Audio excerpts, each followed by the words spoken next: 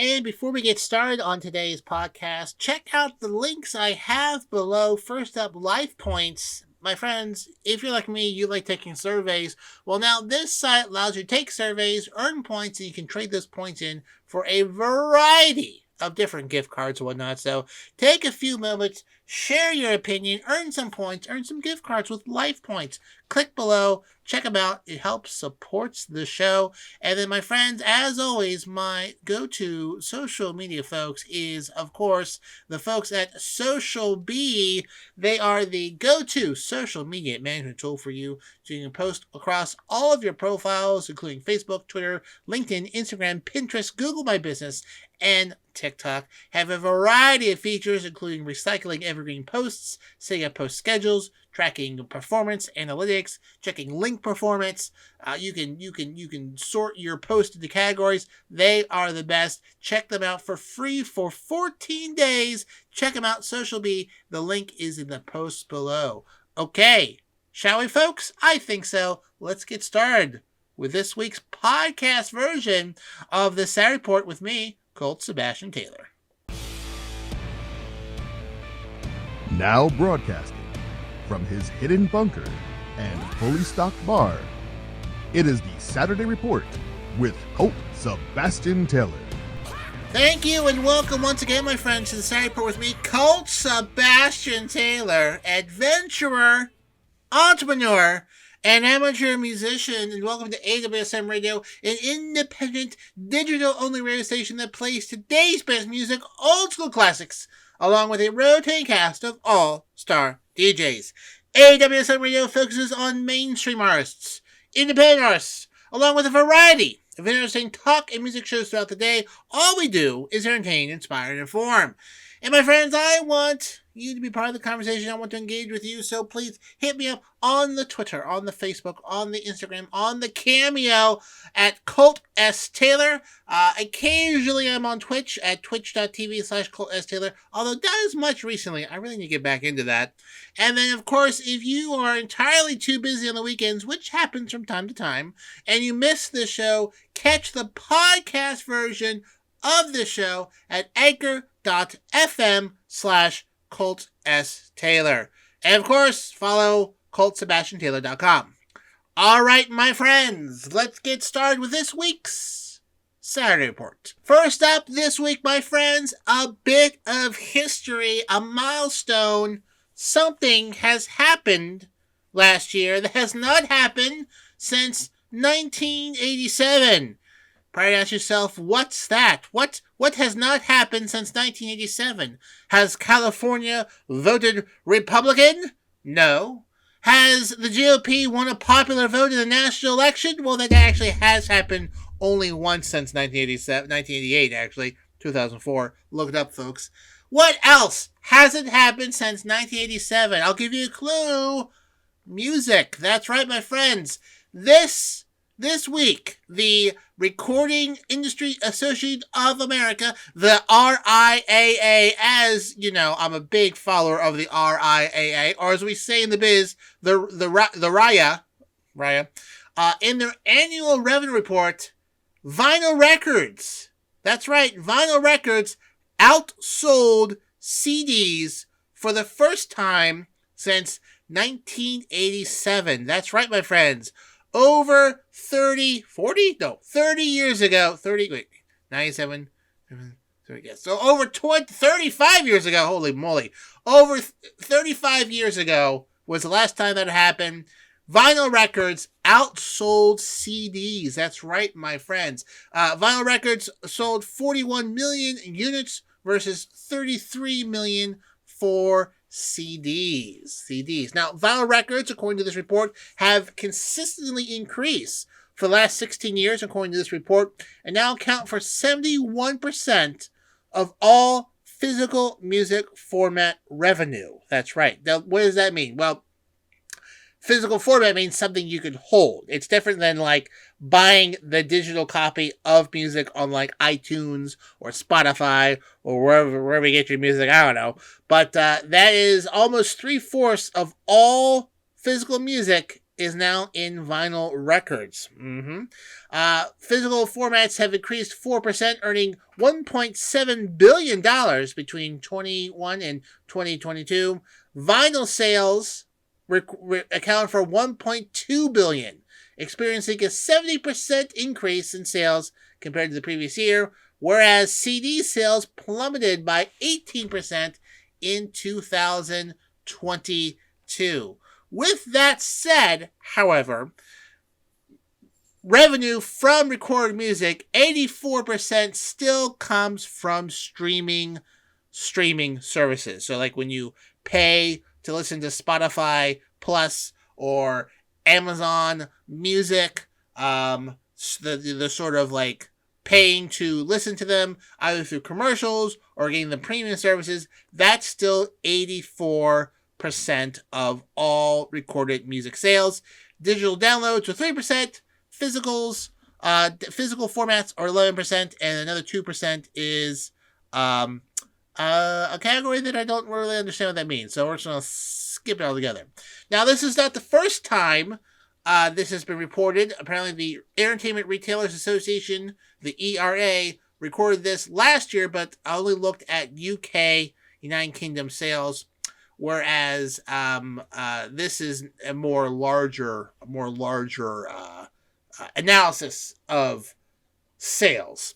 So there has been a renewed interest in this format outside of the United Kingdom and the US. The report says that sales have grown in Germany, Japan, and South Korea. There are several factors in this revival, according to the report. Many people say that the format provides a much warmer, more authentic sound compared to digital, although there really isn't. There's some studies say that this is a bit subjective.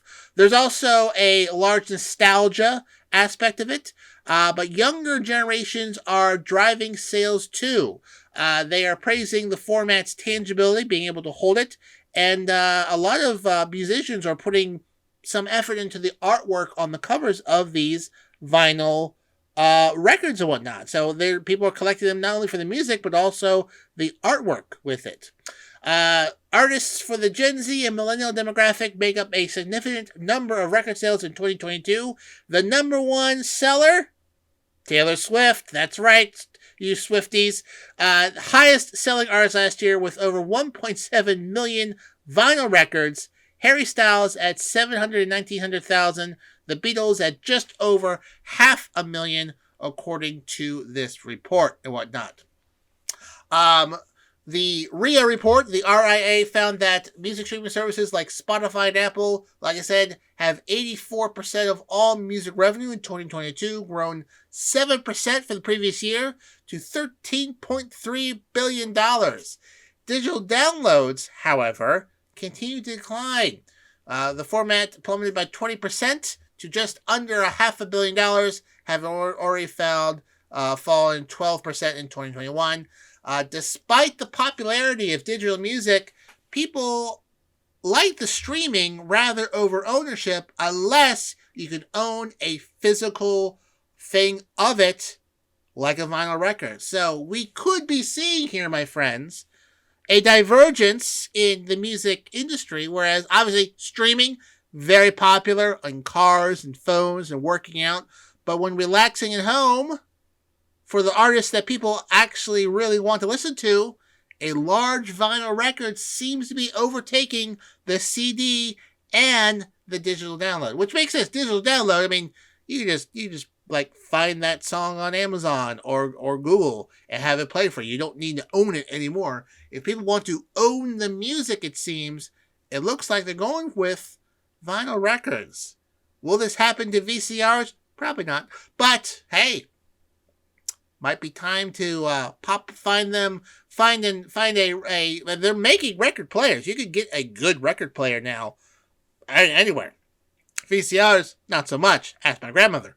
But hey, maybe it's time not to take those the cart of records to the yard sale and flip through them again. I know somebody who goes to record stores, buys records on like nickels and quarters and dimes, and then sells them for $5, $10, $20 and makes a killing. So perhaps you should poke around before these prices skyrocket. In other music news, Apple plans to launch a classical music streaming app. Yes, that's right. Apple is planning to launch a standalone app designed specifically for classical music for all those, highbrow classical music listeners. Who wants to listen to the Limp Bizkit? No thank you. Beethoven for me. And will be available in late March, offering access to more than 5 million classical music tracks. The app will have the largest in the world classical musical catalog featuring thousands of exclusive albums. The app will be free for users who already subscribe to Apple Music, which I do not. It appears to be this is the result of Apple's 2021 acquisition of classical music streaming service Prime Phonic. In a statement released by Vice President of Apple Music and Beats, Apple Music and Beats. Oh, the headphones.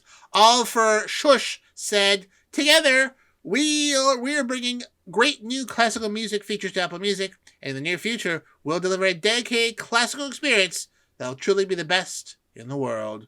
The new classical musical app is expected to be available on March 28th. Moving along into some sad entertainment news, actor Tom Sizemore passed away this week at the age of 61 after suffering a brain aneurysm after a stroke. He had remained in critical condition for quite a while, in coma and intensive care. Not quite a while, but like a week or so. Doctors did not have a very good prognosis for him. End-of-life arrangements were being made. He apparently had never regained consciousness and then passed away this week. According to a statement released by the family,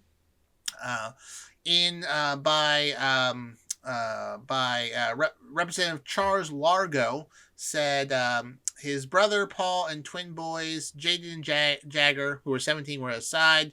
In the early hours of Saturday, February 18th, 2023, Tom Sizemore collapsed in his Los Angeles home and was transported to hospital paramedics. He was found to be suffering from a brain aneurysm that occurred as a result of a stroke. Since that day, Tom has remained in critical condition in a coma and intensive care. Tom has remained in intensive care since that day and hadn't regained consciousness. There will be a private cremation service for the family with a larger celebration of life event planned in a few weeks. Tom Sizemore, the Sizemore family has been comforted by the hundreds of messages of support and love shown to their son, brother, and father. They're asking for privacy during this difficult time, and I'm asking for those wishes to please be respected. On a personal note, I am very sad by the loss of not only a client, but a great friend and mentor of almost 15 years. Tom was the most sincere, kind, generous human being I've had the pleasure of knowing. His courage and determination through adversity was always an inspiration to me. The past couple of years were great for him, and he was getting his life back to a great place. He loved his sons and his family, and I will miss my friend Tom Sizemore greatly. So very, very sad. He had struggled with a lot of alcohol and drug abuse issues over the years. He had attended, I think, a few reality shows to help him get himself cleaned up. But he unfortunately, does weaken the body. But it looks like, I don't think they said the drug use directly led to this, but a lot of people are connecting it to that. He released a book talking about his struggle with addiction. The memoir, which he released, I believe, in 2013, called "By Some Miracle, I Made It Out of There," and whatnot. The memoir was, quote, "a harrowing journey into the heart of his addiction, told in riveting and often shocking detail. By turns gritty and heartbreaking, is also one man's look at a particular moment in entertainment history, a window into the drug-fueled spotlight that sent Robert Downey Jr. to jail, killed River Phoenix, Heath Ledger, Chris Farley, and many others before their time." So, according to IMDb, the actor has 33 upcoming credits for various productions. So we're going to see him probably a few more times, but unfortunately, he has passed away. So some of Tom Sizemore's best performances, according to Cinema Blend, and you may want to try these out. These are some of the older movies, but these are all great movies. Passenger 57 with Wesley Snipes, great movie. We got True Romance, that was in 1992. In 1993, True Romance, amazing movie with Christian Slater, as well as Patricia Arquette, great movie. Natural Born Killers, a gritty movie with Woody Harrelson, Juliette Lewis by Quentin Tarantino. The movie Heat, oh boy, one of my favorite movies. An all-star cast: Robert De Niro, Al Pacino, Wes Studley, Wes Studi, I think it's Wes Studi, a great Native American actor, as well as Robert De Niro. Just an amazing movie. Definitely worth checking out. 1995, amazing movie. And then there is Wyatt Earp. He was in Wyatt Earp, one of the Wyatt Earp movies. Tom Sizemore. Good movie that. Saving Private Ryan, which many people know him from. 1998. 2002's Black Hawk Down. Great movie. Strange Days, along with Denzel Washington. Devil in Blue Dress in 1994. The Relic in 1997, sci-fi movie. Bringing Out the Dead with Nick Cage in 1999, an underrated movie. More recent one, in 2017, Mark Felt, The Man Who Brought Down the White House. Also a great movie. And also, as a bonus, he also had small roles in Enemy of the State, as well as Point Break. Point Break, that's right. Little small parts.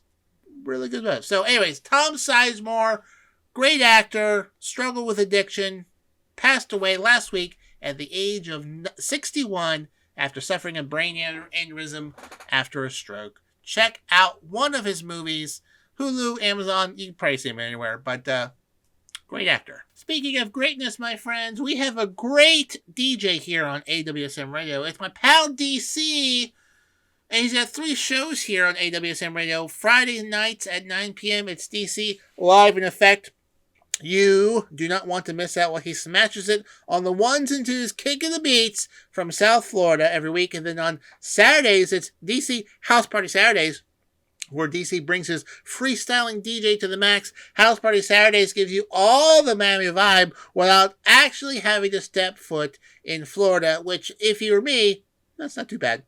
From the top clubs to the bars, DC will bring the party to you Saturdays at 10 p.m. And then finally, Sundays at 10 p.m., it's DC live in effect again. So just as a roundup and reminder, Fridays at 9 p.m., DC live in effect. Saturdays at 10 p.m., DC House Party Saturdays. And then Sundays at 10 p.m., DC live in effect. Once again, my friends, only here on AWSM Radio. We now move on to some entertainment news. Jenna Ortega, who you may know from the Wednesday series, as well as the latest Scream movie. Very popular, very talented. Loved the Wednesday series. Loved it. Is apparently in talks to reunite with Tim Burton once again, who helmed that Wednesday project for Beetlejuice 2. Yes, that's right, Beetlejuice 2. The original Beetlejuice, starring Alec Baldwin, Gina Davis, Jeffrey Jones, Catherine O'Hara, Winona Ryder, and the great Michael Keaton, is apparently is moving towards production, hoping for late May or early June in London. There's no budget yet. Things aren't into place, but she is in negotiations. Now, the original Beetlejuice movie, a great movie. Michael Keaton, actually not in a whole lot part of that movie, but it's from 1988. And they talked about doing a Beetlejuice 2 where Beetlejuice goes to Hawaii and surfing, but the urban legend is that Tim Burton had no desire to do it, so he wrote the worst script possible to get out of it. But apparently, this might just happen. That's right.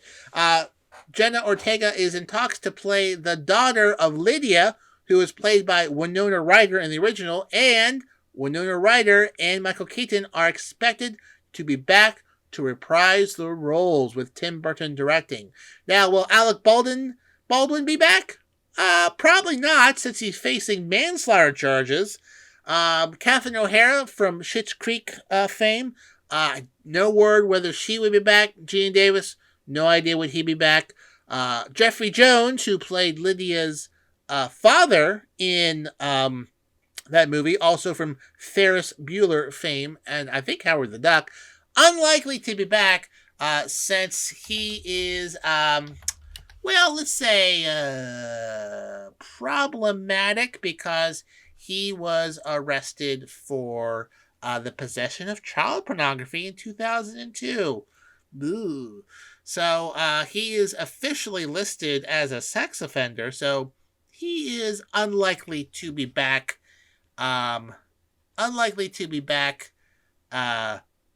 In that anytime soon. In fact, he hasn't really done a whole lot since then.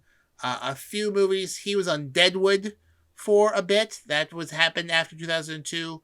But, so he hasn't done much work. I don't think he'll be back as well. But Michael Keaton and Winona Ryder and Jenna Ortega, I'd see that movie. I think that's fantastic. So, the great Jenna Ortega, Wednesday also has been renewed for a second season. And she's going to be on Saturday Night Live tonight. She may play Lydia's daughter, which, you know what? Amazing casting. Perfect casting. I really hope this works out, and it does it, because love Beetlejuice, and Tim Burton is in charge of this movie. I bet it'll be great as well. In other entertainment news, Chris Rock released a stand-up special on Netflix, which he talked about the infamous slap that Will Smith gave him on live TV during the Oscars. And apparently Will Smith was embarrassed and hurt by Chris Rock's Netflix special calling out his slap. You know who I bet was embarrassed and hurt by that? Chris Rock. Also, this new special called Chris Rock Selective Outrage also went into detail about Will Smith and Jada Smith. Jada had an extramarital affair with a singer named Augusta Alsina, who was the friend of their son, apparently. So, that's hey, listen, not kink shaming, not at all, but it's a thing. It's a thing. So, anyways, he according to a source that told Entertainment Tonight, Smith was deeply affected by the Netflix slow and has told Chris Rock to, quote, let it go. Wow, that takes some reckless self-confidence. Please let go of me slapping you on live TV. I'm banned from the Oscars for 10 years. Haven't I suffered enough? Apparently, Chris Rock said that he wasn't going to talk about this, but Will Smith has never apologized directly to him. According to a source close to Chris Rock, Chris never got a one-on-one private apology from Will, only the public one, which really meant nothing. So Chris Rock decided he's going to be done with it, and he was going to talk about it during his special. So, have I watched it? No. Have I watched that clip? I did. It was pretty intense. But, so Will Smith, embarrassed and hurt by Chris Rock talking about the incident that certainly hurt, might have embarrassed him too. So, anyways, worth checking out if you like Chris Rock. Yeah, sure. Apparently the special is on Netflix. Next up, my friends, we go to Spain, where a couple was sentenced to 4 and 4.5 years of jail for a robbery, stealing 1.6 million euros. No, sorry. Let me back up. Stealing 45 bottles of wine worth 1.6 million euros. Among them, a bottle of 1806 Chateau de Yacum worth 350,000 euros, stolen at the Atrio Hotel in Caracas in southwest Spain in October 2021. So, that was 2 years ago. So, the woman was sentenced to 4 years in jail, and the man 4.5 years in jail for guilty of burglary, enforced entry, and a meticulously planned crime.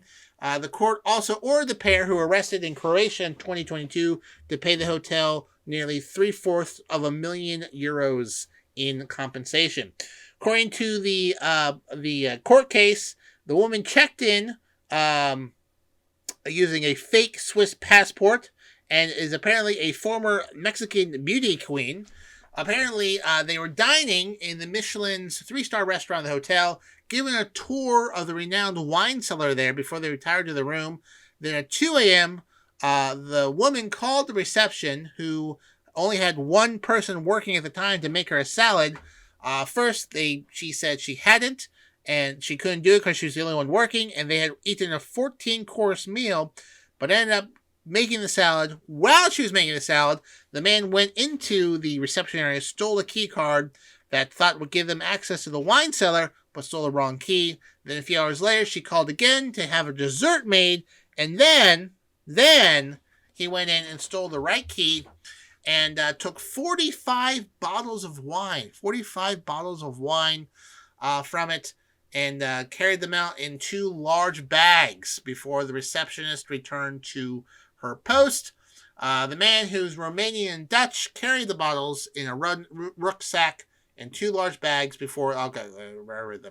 So, but they got caught last year, and now they're going to jail for 4 years for stealing 45 bottles of very expensive wine. So, you definitely should not drink and drive. You should not also plan a crime to steal drinks, because that will drive you to jail. Boom, look at that. That's the segue. Thank you very much, folks. Continuing with crime, we go to Ohio, the Buckeye State, where ex-GOP speaker and lobbyist and Republican chair were convicted of a $60 million bribery scheme, which federal prosecutors have called the largest corruption case in state history. This was former Ohio House Speaker Larry Householder and former state Republican chair Mike Borges, whatnot. So the jury in Cincinnati found them guilty on 2 counts of conspiracy in a racketeering enterprise involving bribery, money laundering. They could face 20 years in prison each. The governor's prosecution team was able to show that Householder sold the state house and betrayed the people he was elected to serve, and Borge was a willing co-conspirator. So apparently this was all due around First Energy was bribing them to secure power in the legislature and elect his allies, and then pass and defend a legislation that would deliver a $1 billion power plant bailout to the Akron-based electric utility. They alleged that Borge, who was a lobbyist then, thought to bribe Tyler Furman, an operative for inside information on the referendum to overturn the bailout law. So he was the Speaker of the House. There were calls for him to resign. The Householder had been one of Ohio's most powerful politicians, and historically twice elected Speaker of the House before his indictment. After his arrest, the Republican-controlled House ousted him from leadership post, but he refused to resign for months on the grounds that he was innocent until proven guilty.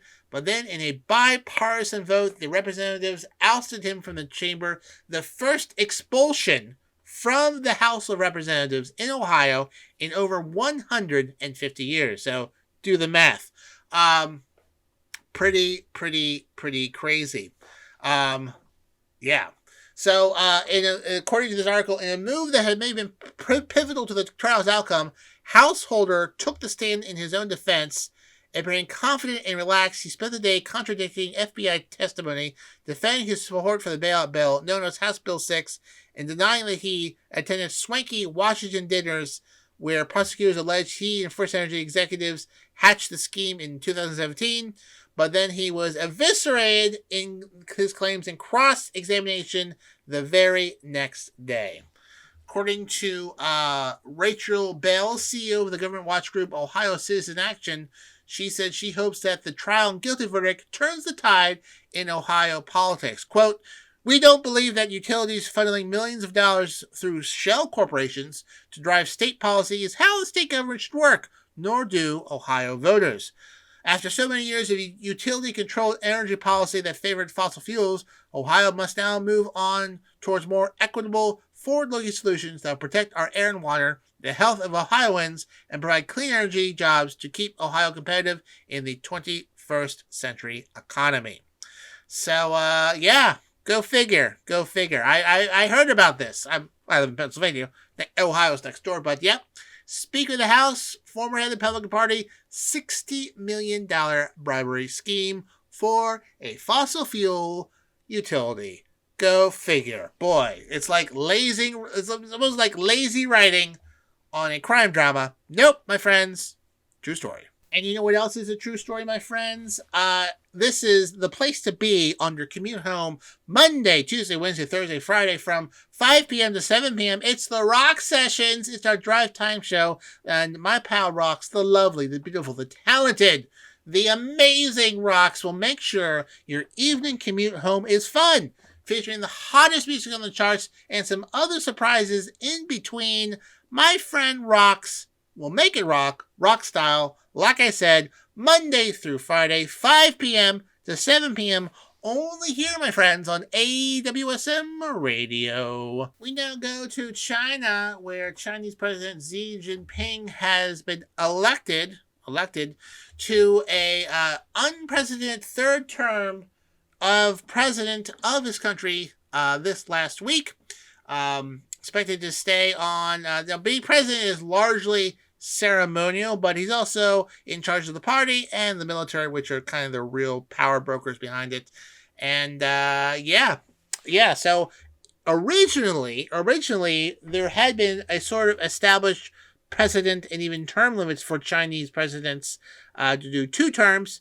Had been that way since the mid-90s, but widely seen as a way for him to consolidate power.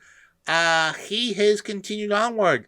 He became president in 2013, abolished term limits in 2018, and he was elected unanimously by the governing body, the Chinese Communist Party's 20th National Congress, but it's very much a rubber stamp. It's pretty much, there is never any drama at these things, but he was also formally reappointed as chairman of the Central Military Commission, holding all of the top posts. The party congress happens twice a decade to fill top government positions such as president and premier.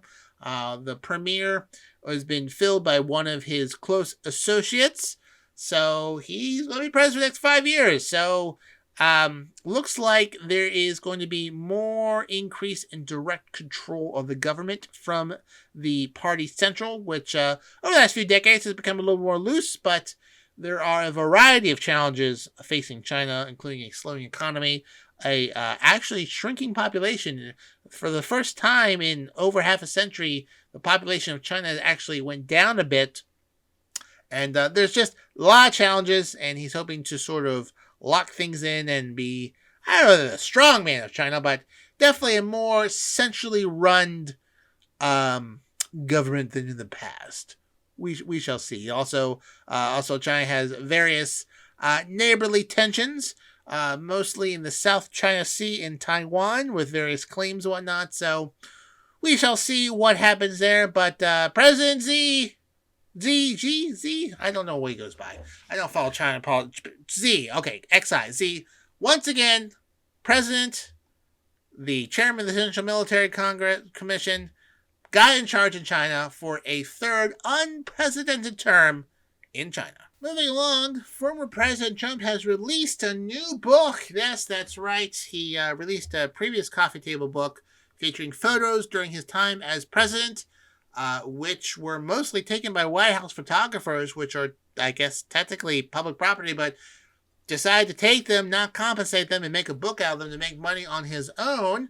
And this is after his NTF thing where he was releasing digital art of himself for $99. Needless to say, they're worthless now. But now he is releasing a new book called Letters to Trump, featuring over 150 letters written to him by other people, with some photos and some commentary on letters. So it's a book of people writing nice things to him, and then him talking about those people.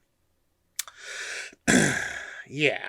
So they include letters from Barack Obama, George W. Bush, Richard Nixon, Oprah Winfrey, Michael Jackson, Princess Diana, as well as former other international politicians such as Kim Jong-un and President Jair Bolsonaro and whatnot. So it's letters were during before he became president, and then during president, and then I guess after he was president and whatnot. And yeah, so there's all these different letters back and forth and whatnot. Okay. So anyways, there's released April 25th, features around 150 letters along with commentary and photos, and published by Winning Team, founded by his son Donald Trump Jr. and Republican political operative Sergio Gore. Proud of himself. Gosh, a book of letters written to Donald Trump talking about how great he is and whatnot, and his responses back to them. How much would you pay for a book like this? $70? No. $50? No. $29.95? No. $99, yes, $99 for a book of letters written to someone else, saying nice things about it. Or if you want to splurge and get a signed edition of the book, where I guess he totally signs it and isn't, auto-penned, $400. That's right, $399. That's right. According to the winningpublishing.com's listing for this, get an original hand-signed edition to Letters of Trump. Each copy will have an original autograph bookplate by President Donald J. Trump. This photo book will become a family treasure. A family treasure, that's right. Grandma's ashes? No. The wedding ring from my great-great-grandmother? No. An old deed map of a gold mine? Nope. Letters from Trump. No, it's 2022. Bring down that book. That book from up there, the top shelf. Careful, it's a collector's edition. Yes, my grandfather bought the Letters from Trump and had it signed by Trump himself. Yes. This is a national treasure, and one day it'll be yours. Anyways, this is yet again the latest grift from Donald Trump. It says here, all sales are final. Go figure. It says, please note, President Donald J. Trump will hand-sign book plates for these books. However, we are unable to personalize or accept special messaging requests. For $400, you know what? I will. I bet there's going to be 3 months after this when there's still mountains of books at Mar-a-Lago. For $1,000, he'll write a special message, or these books will be handed out at a campaign event that's paid for. His campaign has paid a premium to these books to hand these books out to other people. So if you're a big fan of Donald Trump, and if you are, you're probably not listening to the show, you can get a non-personalized autographed family treasure, Letters to Trump. Delivery will be released April 25th, 2023. Friends, if you have no money to attend sporting events because you've spent it all on various picture books and books full of letters, well, we can get you caught up to date here on AWSM Radio on Wednesday nights, because that's when our sports shows are on. First up at 9 p.m., it's To the Rack with Mac. This is your go-to spot for all things basketball. Join NBA expert Mac Daddy as he brings you a full hour of high-flying hoops expertise for all things NBA. Tune in Wednesday nights at 9 p.m. to the Rack with Mac, and then at 10 p.m. it's What's Going On. What's Going On is our Fox Sports affiliate show, providing listeners with over 150 combined years of sports knowledge, hosted by Nate Brown and his crew. They are a staple of Western New York sports for the past 2 decades, and they are now, my friends, moving national Wednesdays at 10 p.m. So just to remind you, 9 p.m., To the Rack with Mac, 10 p.m., What's Going On, only here on AWSM Radio. Well, my friends, that just about wraps up this week's Saturday Report with me, Colt Sebastian Taylor. Thank you for joining me here today. Remember, you can find me on the Twitter, on the Cameo, Facebook, Instagram at Colt S. Taylor. The podcast version of the show can be found at anchor.fm/Colt S. Taylor. And, of course, for all things me, visit ColtSebastianTaylor.com. All right, my friends, until next time, I am, of course, your friend, Colt Sebastian Taylor, and I'll see you later.